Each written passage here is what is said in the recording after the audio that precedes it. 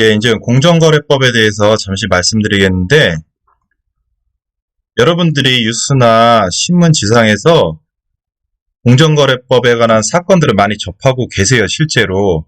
또 공정거래법과 관련된 현상에 대해서 늘 우리가 사회생활 속에서 또 경제생활 속에서 겪고 있거든요. 그렇기 때문에 여러분들이 체감하는 난이도는 사실 낮아요. 근데 문제는 뭐냐면 이 공정거래법 용어, 공정거래법의 구조, 공정거래법에 대한 규제의 내용들이 다 미국 또는 일본에서 들어왔기 때문에 낯설어서 그렇지 현상 자체는 늘 우리가 접하고 사는 겁니다. 그래서 어려워하실 필요는 없어요. 단지 적응의 문제인데 이제부터 저하고 용어, 규제, 그리고 현상에 대해서 적응해 가시면 돼요. 자, 어렵지 않다는 거, 그것만 생각하시면 돼요. 자, 우리가 공정거래법을 볼 때 몇 가지 잣대가 있는데 그걸 먼저 좀 정리하고 들어갈 필요가 있어요. 자, 저하고 화면을 좀 보겠어요.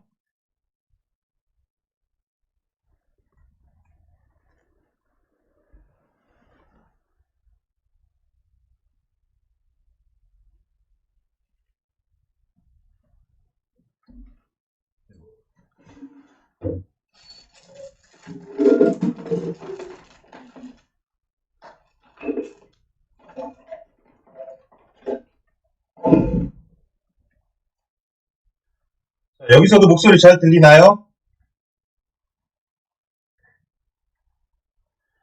자, 잘 들리는 줄 믿고 한번 판서를 해볼게요.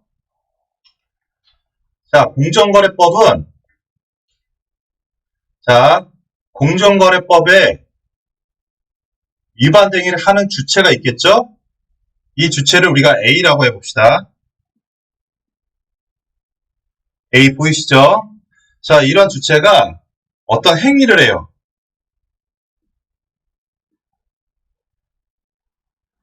어떤 행위를 하게 되는데 이 행위가 어디에서 행해지게 되면 시장에서 행해지게 돼요. 시장. 자, 그래서 공정거래법은 자, 구체적으로 두 가지 측면에서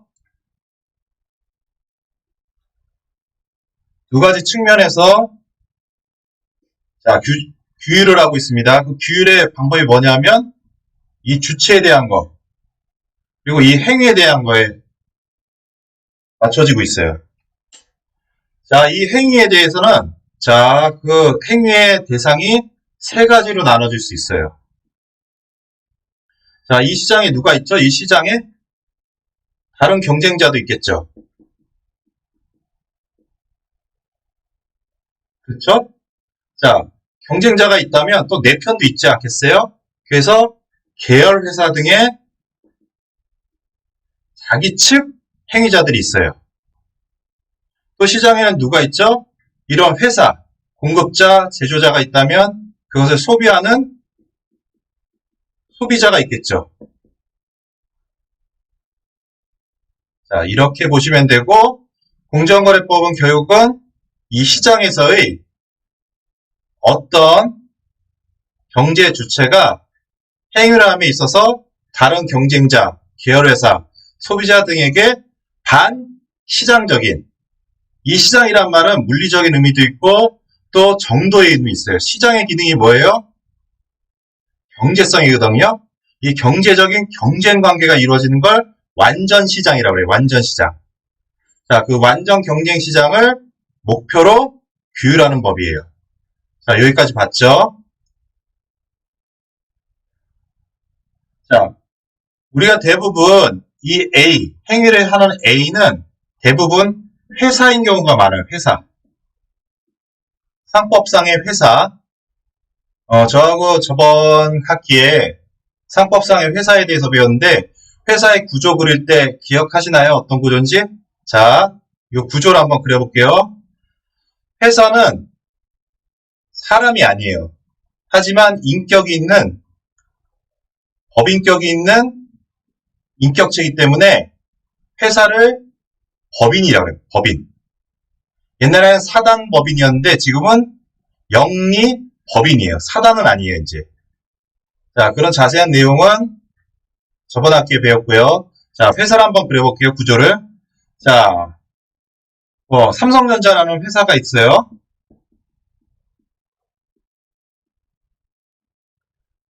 자, 이런 회사에는 어떻게 돼요?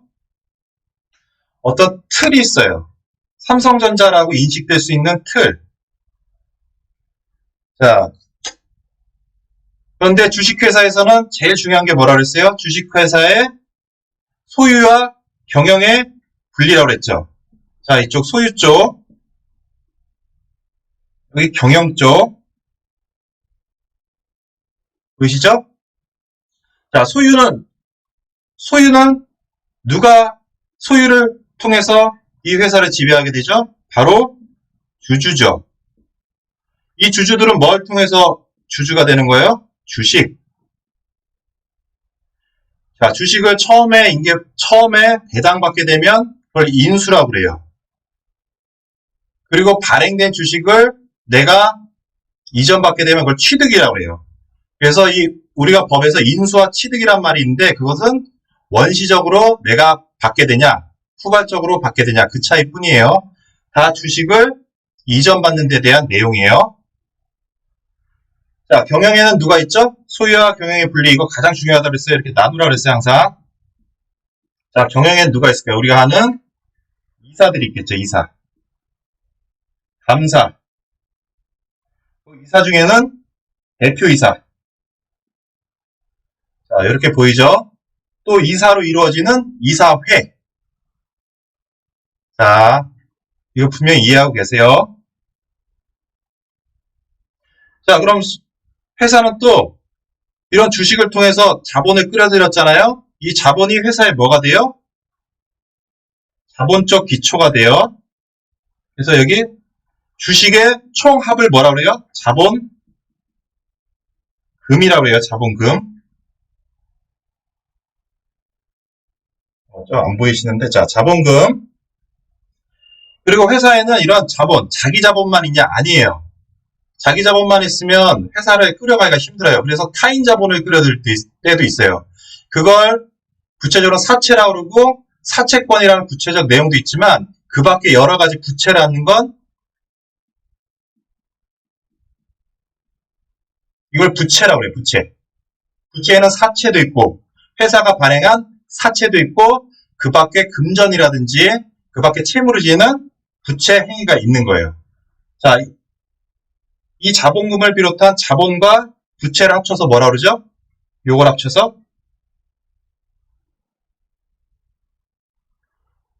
총 자산이라고 그래요. 자산. 자, 여기까지 됐죠? 자, 이 내용을 왜 하냐?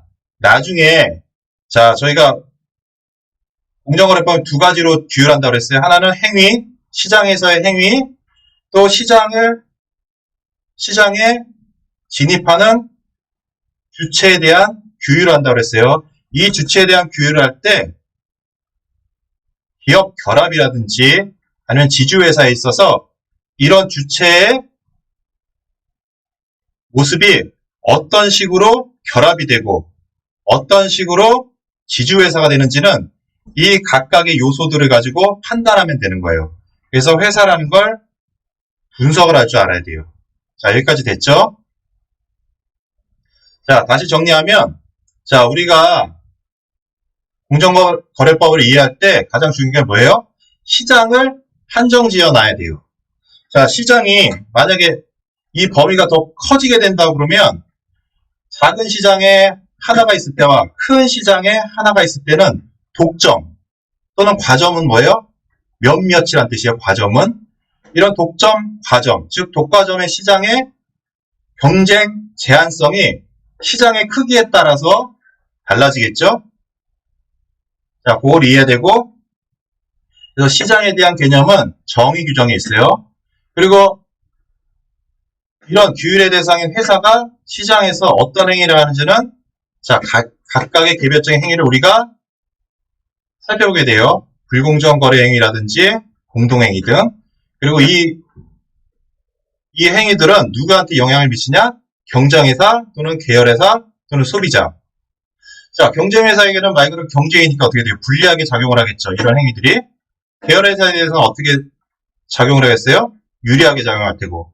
또 소비자에게는 만약에 유리하다면 굳이 규율할 필요가 없죠.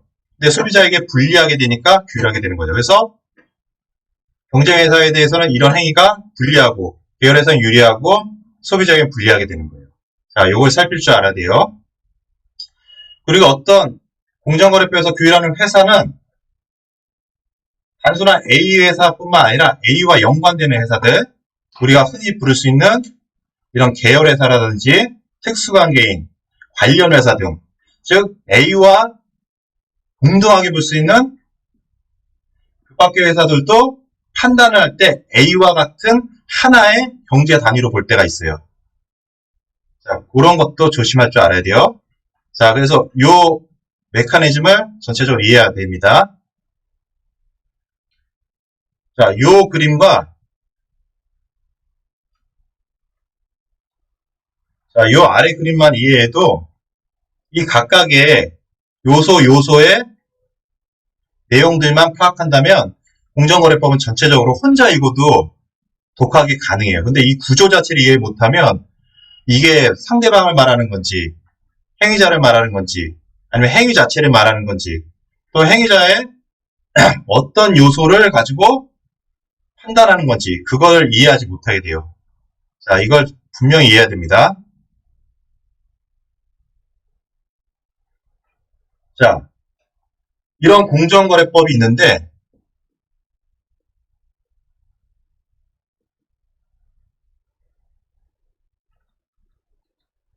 자, 이 공정거래법이 이런 시장에서의 각 개별 시장 주체들의 행위를 규율하는 거예요. 왜? 시장에서의 완전 경쟁을 도모하기 위해서. 자, 여기 됐죠? 자, 이 법을 다 적용하는데 이 법을 통해서 이 시장을 감시하는 자가 누구예요? 공정거래법에서는 자,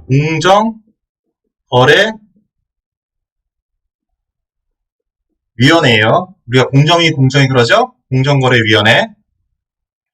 자, 공정거래위원회가 이런 시장에서 반경쟁적인 행위를 하는 A에 대해서 제재를 내릴 수 있어요. 그 제재를 크게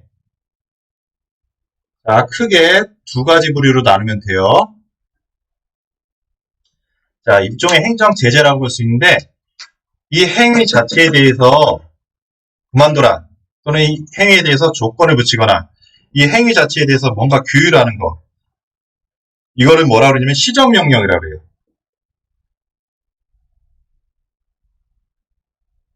자, 시정명령을 내렸는데 얘가 말을 안 들어. 그럼 어떻게 돼요? 현대사회, 특히 시장경제에서 가장 무서운 제재는 뭐예요? 금전이에요. 그래서 뭐라 하냐면 야, 이 행위 자체에 대한 시정명령을 지켜. 그래서 그 시정명령의 내용을 관철하기 위해서 이행강제금이라는 걸 부과해요. 이행강제금. 자, 여기까지 됐죠? 그건 이 반시장적인 행위에 대한 시정명령을 관철하기 위한 거예요. 야, 관철하라고 했더니 얘가 그대로 말을 안 듣네? 그럼 어떻게 해요? 야, 너 그러면 제재를 가야 되겠어. 근데 제재인데 과거에 대한 행위에 대한 제재의 의미도 있지만 네가 빨리 이 행위를 그만두게 하려는 그런 의도를 가지고 이 행위에 대해서 금전적 제재를 내려요. 그게 과징금이에요. 과징금. 자, 여기까지 됐죠? 자, 이건 이 행위 자체에 대해서 규율하는 측면이 많아요. 근데 이 행위 말고 이 행위 통해서 어떻게 돼요? 경쟁 회사에 대해서 피해를 입히고 계열 회사에 대해서 유리하게 하고 소비자에게 피해를 입힘으로써 전체적으로 시장에서의 경쟁 상태를 반경쟁 상태로 만든 잘못이 있죠. 여기에 대해서 제재를 하게 돼요. 이런 효과에 대한 제재. 그걸 뭐라면 행정 형벌 또는 행정 질서벌이라고 해요. 자, 행정 질서벌은 여러분 아시다시피 뭐죠? 과태료예요, 과태료. 자, 행정 형벌은 뭐예요? 말 그대로 형벌이에요, 형벌. 자, 여기까지 위와 아래의 차이들을 느끼실 수 있죠? 예. 자, 조심해야 될 게 여기에서 과와 여기 아래에서 행정 질서벌써 과는 뭐죠? 이건 과징금이고 이건 과태료예요. 자, 대부분은 과징금은 이 행위 자체에 대해서 회복을 명하려는 의미가 크다 보니까 어떻게 돼요? 이런 행위로 인한 효과를 다시 경쟁적 상태로 돌리려니까 어떻게 돼요? 이 행위 효과에 상응하는 그런 크기의 제재가 들어가요. 그러다 보니까 크기가 크겠죠. 과태료는 어떻게 돼요? 이런 행위에 의한 효과의 회복보다는 이 행위 자체의 과거의 잘못을 탓하는 거기 때문에 과징금보다는 크기가 작아요. 자, 그런 것도 저희가 인식하고 있어야 됩니다. 자, 여기까지 됐죠? 자, 이게 전체적으로 우리가 살펴볼 내용이에요. 전체적으로.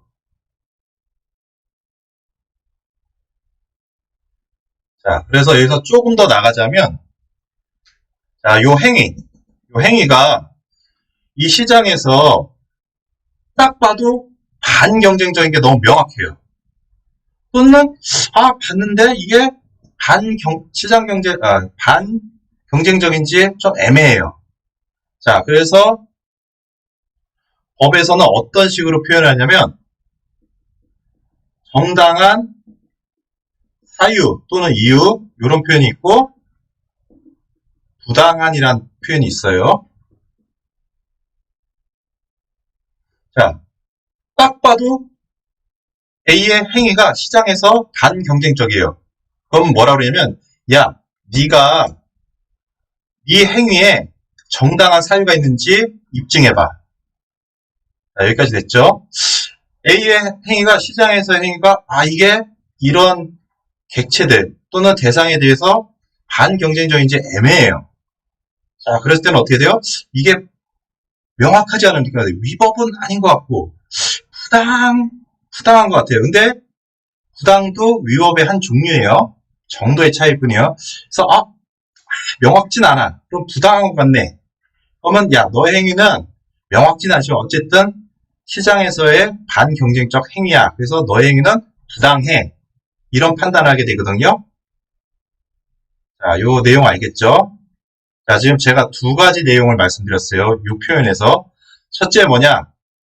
A의 시장에서의 이 행위가 반경쟁적인 게 명확한지 아니면 명확하지 않은지를 구별할 수 있고 1단계. 두 번째가 뭐다? 이런 명확성에 따라서 입증 책임이 누구에게 있냐? 제재를 가하려는 공정위에게 있냐? 아니면 제재를 당하는 A라는 행위자에게 있냐? 자, 정당한 이유는 명확하니까 위법성이 어떻게 돼요?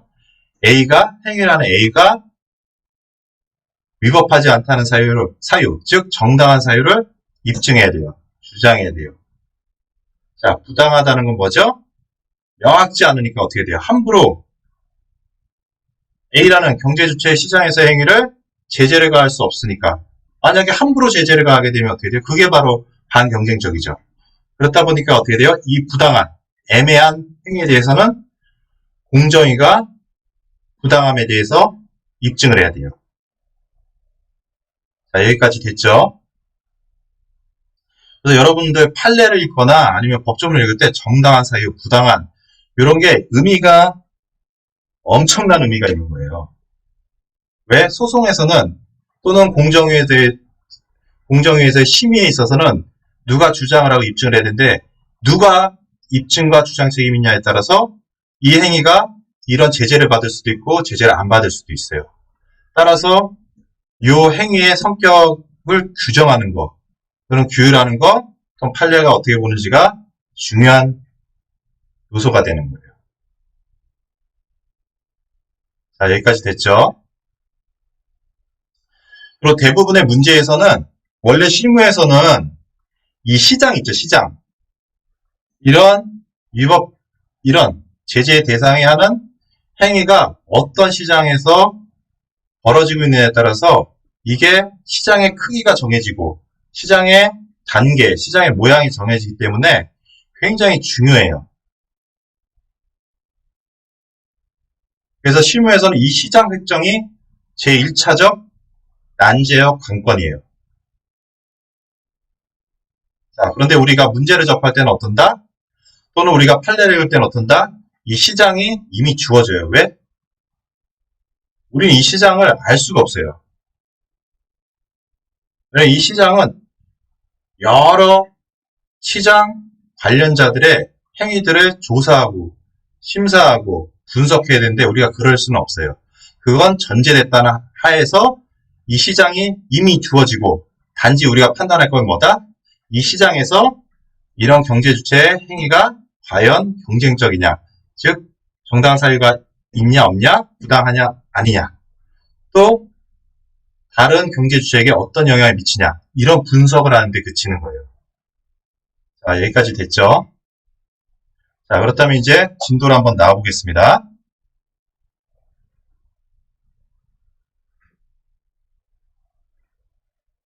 자, 진도를 보면 첫 번째 우리가 배우게 될 게,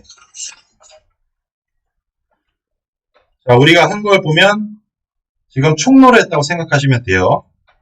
그리고 독과점 규제. 자, 독과점 규제에서 챕터 2가 독과점 규제인데, 독과점 규제에서 뭐다?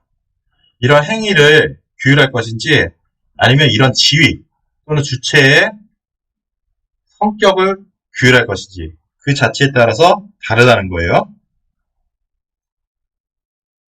자, 그래서 첫 번째, 자, 36쪽입니다.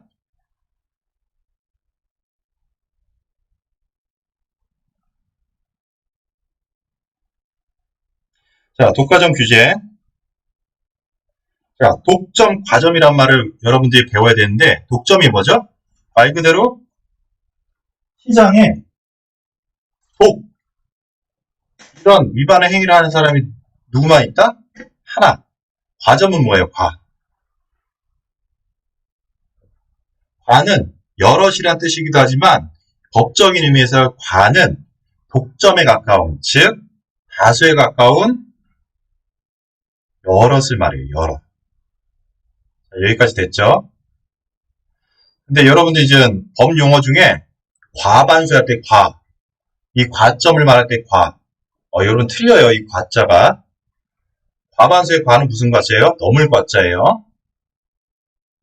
그리고 과점할 때 과는 뭐예요? 여럿이란 뜻이에요. 그래서 이 과라는 의미가 틀리다는 거 인식하고 있어야 됩니다. 자, 그래서 우리가 구체적으로 살펴볼 첫 번째 챕터는 독과점이에요. 자, 독과점 규제 일반 36페이지 쭉 보면 됩니다. 자, 요런 규율의 행태 중에, 자, 시장에서의 행위냐, 아니면 시장을 진입하는 회사의 형태 자체를 규율하느냐. 단절되어 있지는 않아요. 그러나 어느 걸 중점으로 했냐, 이게 중요한 거예요. 자, 독과점은 어때요? 이 경제 주체의 이 시장에서의 독과점, 즉 포지션을 문제 삼는 거예요. 포지션이 아니라 포션. 자, 그럼 포션, 그 몫을 이자가 남용하게 되면 이건 시장 지배적 지위자의 남용 행태라고 해요. 자, 이해 가시죠? 자, 결국은 이런 제재를 내리기 위해서는 입증 책임의 문제이기 때문에, 자, 시장 지배적 지위자의 지위 남용에서는 어떻게 돼요? 추정 규정이 있다는 거. 그게 가장 중요합니다. 자, 37페이지입니다. 시장 지배적 사업자의 의의. 1번, 개념. 자, 개념에, 첫 번째 번 일정한 거래 분야. 첫 번째 줄에 있어요. 일정한 거래 분야. 항상 일정한 거래 분야가 뭐예요? 시장이에요, 시장. 이 시장을 획정해야지 이자가 이 시장의 하나인지, 과점인지, 아니면 여럿인지, 이자의 이 포션, 시장 지배, 쉐어가 많은지 적은지를 판단할 수 있죠. 그래서 시장, 여기서는 일정한 거래 분야. 자, 이 규율이 가장 중요합니다. 한번 읽어볼게요. 시장 지배적 사업자라 함은 일정한 거래 분야. 자, 여기 시장. 공급자나 수요자로서, 자, A가 공급자일 수도 있고 수요자로 있어요. 단독으로 또는 다른 사업자와 함께. 자, 독점 또는 과점. 상품이나 용역. 자, 행위를 하는데 어떤 행위를 하는데요? 상품이나 용역. 가격, 수량, 품질, 기타의 거래 조건. 자, 이런 행위가 그런 거래 조건에 대해서 결정 유지 또는 변경할 수 있는 시장 지위. 자, 여기서 중요한 건 뭐다? 지위예요, 지위. 이자의 주체적인 행태를 규율하는 게 시장지배적 사업자의 지위라면 금지 분야예요. 자, 넘어가겠습니다. 자, 38페이지. 자, 요건. 쭉 나와. 이건 여러분들이 보시면 돼요. 자, 요건에서 보면 이 추정 규정 있죠? 39페이지 보면. 자, 사업 규모. 또 시장 점유율. 자, 사업 규모는 어떻게 돼요? 이 주체 자체가 너무 작으면 규율할 필요가 없거든요. 자, 40억 원 미만은 규율하지 않는데요. 자, 이 행위자의 시장에서의 포션이 어떻게 된대요? 즉, 몫이 옆에 보면 1사업자 100분의 50, 3사업자 이하요, 이하 3사업자 100분의 75. 자, 이런 추정 규정이 있어요. 이런 시장에서의 쉐어. 그럼 포션이 1사업자일 때는 50, 3사업자 이하일 때는 어떻게 돼요? 100분의 75. 자, 이런 추정 규정이 있어요. 자, 39페이지 갑니다. 자, 1번 제동종 목적. 보시면 이제 이건 상식적인 얘기예요. 이건 읽으시면 됩니다. 자, 40페이지. 지위 남용 행위의 유형. 자, 우리가 유형을 인증한 유형이 뭐예요? 이 행위죠, 행위. 이 행위를 한번 살펴볼게요. 자, 이 행위를 구체적으로 한번 봅시다. 자, 부당한 가격 결정이 있어요. 부당한 가격 결정 어떻게 해요? 자기가 공급자라면, 자기가 소비자 또는 경쟁자 또는 계열에서는 유리하게 할 테니까 아니겠죠. 이런 자들에게 뭔가 공급을 하는데 그 가격을 자기가 유지, 결정, 변경할 수 있대요. 즉, 부당하게. 자, 여기 부당한 말이 있어요. 부당하다 여기 있네요, 부당. 그럼 누가 입증 책임지고 이 부당이라는 의미가 뭐다? 이제 알 수 있죠? 쭉 읽으시면 되고요. 자, 그래서 부당한 가격 결정 보면 판례 나오고 41페이지 판례 맨 아래줄. 거기 어떻게 돼 있어요? 판례 맨 아래줄이에요. 그러니까 위에서 네 번째 줄, 세 번째, 네 번째 줄. 피시민이 뭐예요? 이런 거에서는 심의 심사를 한다고 그랬죠. 그러니까 이런 심사를 받게 되는 자, 그게 뭐예요? 받는 거죠. 심의를 받게 되는 자. 그래서 피시민이라고 해요. 그러니까 결국은 이 A를 말하겠죠. 자, 피시민들은 원가 요인의 현저한 변동에도 불구하고, 현저라는 말 많이 써요. 왜? 부당하다는 걸 애매하다 그랬죠. 그러니까 이 애매하다는 걸 확실히 해주기 위해서 어떻게 돼요? 현저한 변화들이 있는데 유지했다든지, 아니면 현저한 변화가 없는데 자신의 행위를 변동시켰다든지. 자, 이런 표현들이 많이 들어가는 거. 자, 현저한 변동에도 불구하고 가격 또는 거래 조건을 부당하게 변경 유지하였다고 판단하였다. 자, 두 번째가 뭐예요? 자, 부당한 출고 조절이에요. 자, 얘가 공급자라면 가격도 자기가 조절할 수 있지만 부당하게 또 어떻게 돼요? 그 공급 물품도 또는 용역도 자기가 조절할 수 있겠죠. 그 부당하게. 자, 그래서 부당한 출고 조절. 자, 파란색 박스 읽을게요. 자, 이런 파란색 박스가 뭐다? 이런 부당한, 정당한 사유가 없는 행위들의 판단 기준이에요. 이릉의 기준. 자, 첫째, 정당한 이유 없이 최근의 추세에 비추어. 현저, 최근, 추세 이런 표현 많이 들어요. 왜? 비교를 해야 되기 때문에. 상품 또는 영역의 공급량을 현저히 감소시키는. 현저 나왔네요. 둘째, 정당한 이유 없이 유통 단계에서 공급 부족이 있음에도 불구하고 상품 또는 용역의 공급량을 감소시키는 거. 자, 공급이 부족하다면 시장에서 공급이 부족하다면 어떻게 돼요? 일반적으로는 어떻게 돼요? 공급이 부족하니까 공급을 늘려야 되겠죠. 공급을 줄인대요. 되려. 왜? 줄이면 어떻게 되겠어요? 자기가 지배할 수 있고 이 시장을 또 가격을 올릴 수 있겠죠. 자, 그런 메커니즘이 이해돼요. 자, 판례는 읽어보시면 어렵지 않아요. 자, 세 번째 행위, 사업활동 방해.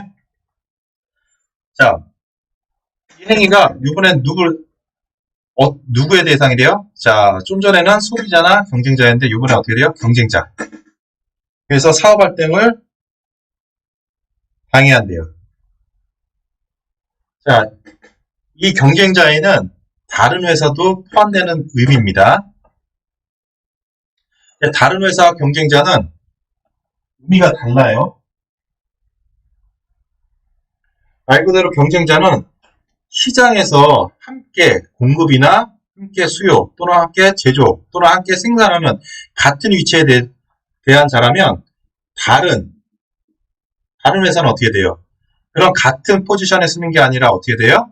상대방으로 쓰는 거겠죠. 자, 경쟁과 다른은 달라요. 의미가. 자, 여기 의미 잘 새겨주셔야 된다는 거. 계열에서는 당연히 자기 측이고 다른은 같은 측면에서 경쟁하는 게 아니라 상대방 측에 있는 거고 경쟁을 할 때요. 자기와 같은 편은 아닌데 같은 입장에서 경쟁을 하게 되는 거예요. 자, 이해되시죠? 자, 그래서 41페이지 부당한 사업활동 방해 쭉 보시면 됩니다.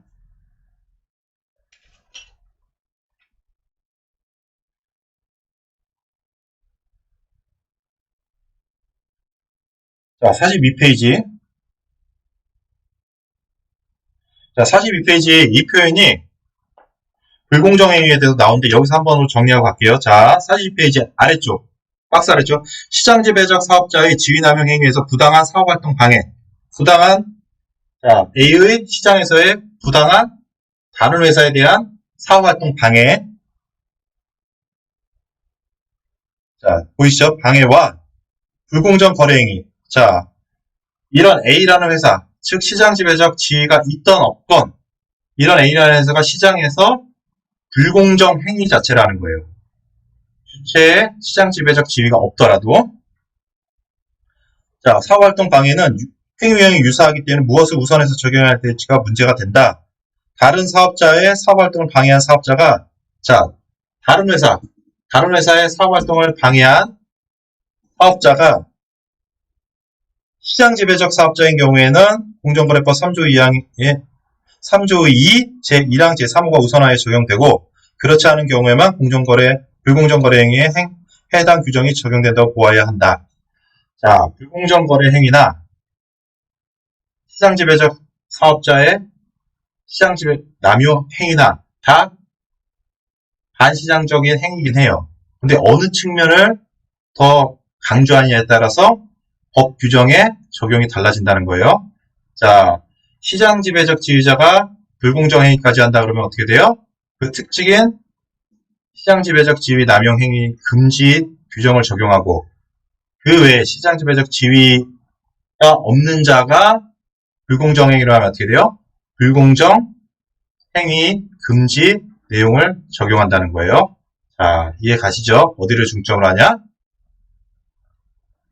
자, 한마디로 이건 뭐다? 불공정행위에 대한 불공정행위 금지 규정보다 시장지배적 지위 남용 금지 규정이 특칙이라는 거예요. 특칙. 자, 43페이지 부당한 신규 진입 방해. 자, 부당한 신규 진입 방해가 어떻게 돼요? 자, 경쟁회사겠죠. 자, 이런 시장이 있어요. 근데 누군가가 들어온다며. 자, 계열회사가 들어오는 건 막지 않겠죠. 소비자가 들어오는 건 막지 않겠죠. 단순한 다른 회사가 들어오는 건 막지 않겠죠. 어떻게 돼요? 경쟁회사가 들어오려니까 막게 되겠죠. 이해 가시죠? 자, 그런 부당한 신규 진입 방해는 금지된다는 거예요. 자, 그리고 43페이지 5번. 부당한 경쟁사업자네요. 경쟁사업자 배제 또는 소비자의 이익에 현저한 저해. 예, 이건 쭉 읽어보시면 됩니다. 자,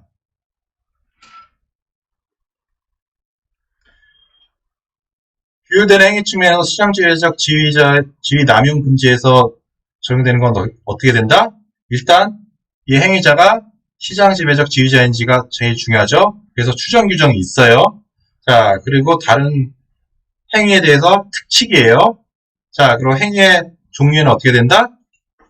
자, 자기가 공급자로서 가격을 조절하거나 아니면 공급자로서 물량을 조절하거나 또 자, 다른 사업자에 대해서 사업활동을 방해하거나 또 시장의 진입을 방해하거나 또 부당한 경쟁사업자 또는 소비자의 이익을 저해하거나 자, 이런 행위들이에요. 자, 결국은 제가 이런 인식을 통해서 여러분들에게 전하고 싶은 건 뭐다? 도시화시키는 게 가장 좋아요. 도시화. 자, 주체, 시장 지배적 지위가 있는 자구나. 행위, 자, 공급함에서 가격 추구, 또 다른 사업자에 대해서 사업활동 방해, 또 경쟁사업자에 대해서, 또 소비자에 대해서, 또 시장 자체에 대해서 진입. 자, 요 크기 어느 정도 이해가 되시죠? 자, 그래서 구체적 내용들은 여러분들이 보시면 되고요. 자, 시정조치. 자, 이런 행위들이 발각이 됐어요. 그럼 자, 시정조치는 누가 해요? 공정위. 시정조치에는 이런 내용들이 포함되는 거예요. 자, 구체적 내용들은 살펴보시면 되고요. 자, 45페이지 보면 자, 가격 인하 명령과 가격 인상 명령. 자, 두 번째, 당해 행위 중지. 또 세 번째, 자, 시정 명령을 받은 사실의 공표. 자, 네 번째, 46페이지 사과 광고의 허용 여부. 자, 여기까지 나왔어요. 명확성이야 이 행위들에 대한 정도를 말한 거니까 별도의 카테고리를 말할 수 없고요. 자, 이건 결국 어디에 된다? 시정명령에 들어가는 거예요. 시정명령. 됐죠? 자, 여기서 문제되는 거 한번 볼게요. 자, 45페이지 3번. 시정명령을 받은 사실의 공표. 이건 이제 헌법재판소에서 예전에 법 위반 사실의 공표 명령이라는 조문에 대해서 이전의 규율은 뭐라고 그랬다? 법 위반 사실을 공표해라 이렇게 했어요. 그때 헌재가 뭐라 그랬어요? 쭉쭉 해서 이거 헌법에 반한다고 그랬어요. 그래서 어떻게 바꿨냐? 시정명령을 받은 사실의 공표. 자, 판례 쭉 46페이지 이용하면 알 수 있는데 결국 이 가장 큰 취지가 뭐다? 법 위반 사실의 공표라는 표현과 시정명령을 받은이에요. 받은이 제일 중요해요. 받은 사실의 공표의 차이가 가장 큰 건 법 위반 사실의 공표는 말 그대로 자기 자신이 시인하는 거고 공정거래법을 위반했다고 시인한 거예요. 근데 아직 재판도 안 끝났고 단순히 공정위에서 심의만 끝났는데 재판을 통하지 않고 법 위반 사실을 시인한다. 이건 재판받을 권리라든지 무죄 추정의 원칙 또는 등등에 위반된다. 자, 여기까지 됐죠? 그런데 이제 바뀐 게 뭐냐? 시정명령을 받은 사실이에요. 받은 사실. 시정명령을 받은 사실은 뭐예요?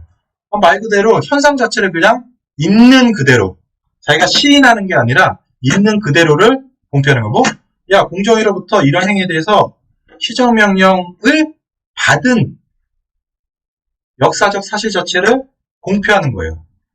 자, 그 차이를 아시겠어요? 하나는 주체가 없어요. 누가 했는지. 공정위가 법 위반 사실을 공표하라고 했는지 아니면 A 자체가 자기 스스로가 법 위반 사실을 공표하는지 알 수가 없어요. 그러나 바뀐 조문은 시정명령을 받은 사실이기 때문에 주체가 확실하죠. 받은이니까 어떻게 해요? 누가 시정명령을 했다는 거예요? 공정위가. 행위자인 A가 받았다는 거예요. 즉 자기는 시인하고 시인했다는 전제 없이 단순히 공정위가 이런 행위를 해서 나는 받았다. 그리고 사실 자체를 공표하는 거기 때문에 의미가 달라요. 시인의 의미가 있느냐 없느냐. 시인이에요. 시인. 그 차이가 제일 중요한 거예요. 자, 그리고 46페이지 사죄 광고. 여기서 사과 광고라고 그러는데 흔히 사죄 광고라고 그러는데 사죄 광고, 사과 광고는 뭐예요? 사죄, 사과. 어떤 의미예요? 미안합니다. 이거죠. 미안합니다는 뭐예요? 내 마음으로 정말 당신에게 죄를 지었습니다. 마음. 자, 사죄 광고는 사과 광고는 뭐와 연결된다? 양심의 자유. 자, 아니 자기가 잘못이라고 생각을 안 하는데도 만약에 사죄 강구를 하라고 그래요. 그럼 어떻게 돼요? 양심에 반하게 되죠. 자, 그래서 사과 강구는 할 수가 없어요. 46페이지에 보면 재량권의 일탈 남용이라는데 그 재량권의 일탈 남용의 기준이 뭐다? 헌법상의 양심의 자유, 양심의 자유. 자, 그 다음에 47페이지 과징금. 이 과징금 나왔네요. 예, 쭉 보시면 되고요. 과징금의 기준들은 쭉 보면 돼요. 근데 이제 예로 이제 여기서 한번 짚어줄 텐데 47페이지 보면 대통령이 전하는 매출액 100분의 3 이렇게 되죠. 이 클까요? 작을까요? 예, 커요. 그래서 아까 과태료보다 크다고 그랬어요. 왜? 이 행위 자체에 대한 제재이기 때문에 행위의 효과가 아니라 행위 자체에 대한 제재이기 때문에 이 행위 자체에 대해서 매출행위, 무슨 행위? 이런 행위 자체에 대해서 제재를 하는 거예요. 그러다 보니까 커요. 금액이. 자, 100분의 3 조그만 것 같은데 만약에 이게 삼성전자다. 몇 조 원이 되겠죠. 몇 조 원의 3%가 되겠죠. 자, 48페이지 벌칙 있어요. 자, 벌칙인데 자, 행정질서벌과 행정형벌이 있다고 그랬어요. 행정질서벌은 뭐예요? 과태료. 행정형벌은 뭐예요? 말 그대로 형벌, 형사제재, 형사제재. 행정이란 말이 왜 났냐? 이런 행위를 행정적 목적에서 제재한다고 해서 행정, 형벌, 행정, 질서벌 이 표현만 들어가는 거예요. 결국은 형벌이고 과태료예요. 자, 이해가시죠?